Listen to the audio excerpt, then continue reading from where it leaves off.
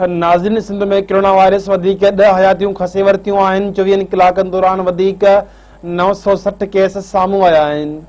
वरी वज़ीर Syed Murad Ali Shah corona virus के हवाले सां तफ़सील ॿुधाईंदे चयो आहे त 10 ॼणा कोरोना विघे फौत थी विया आहिनि। फौतुनि जो अंगु 336 थी वियो आहे। वरी वज़ीर चयो त 24 कलाकनि दौरान 960 केस साम्हूं अची विया आहिनि। मरीज़नि जो अंगु 19,924 थी वियो आहे। हुन चयो त कराची में 779, शिकारपुर में 22, हैदराबाद में 17 ऐं लाड़काणे में 14 नवां केस रिपोर्ट थिया आहिनि।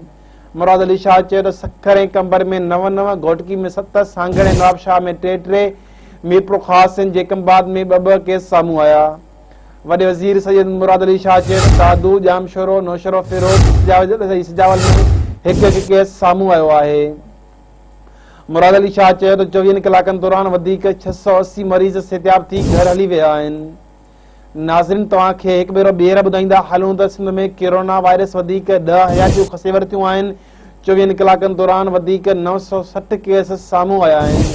वॾे वज़ीर सैयद मुराद अली शाह कोरोना वायरस जे हवाले सां तफ़सील ॿुधाईंदे चयो आहे त 10 ॼणा कोरोना विघे फौत थी विया आहिनि। फौतुनि जो अंगु 336 थी वियो आहे। वरी वज़ीर चयो त 24 कलाकनि दौरान 960 केस साम्हूं अची विया आहिनि। मरीज़नि जो अंगु 19,924 थी वियो आहे। हुन चयो त कराची में 779, शिकारपुर में 22, हैदराबाद में 17 ऐं लाड़काणे में 14 नवां केस रिपोर्ट थिया आहिनि। मुराद अली शाह चयो त सखर ऐं कंबर में 9, घोटकी में 7, सांगड़ ऐं नवाबशाह में 3, मीरपुर ख़ासि ऐं जेकमबाद में 2 केस साम्हूं आया। वरी वज़ीर सैयद मुराद अली शाह चयो त दादू, जामशोरो, नौशरो, फिरोज ऐं इस्जावल में 1 केस साम्हूं आयो आहे। मुराद अली शाह वधीक चयो त 24 कलाकनि दौरान 680 मरीज़ सिहतियाब थी घर हली विया आहिनि।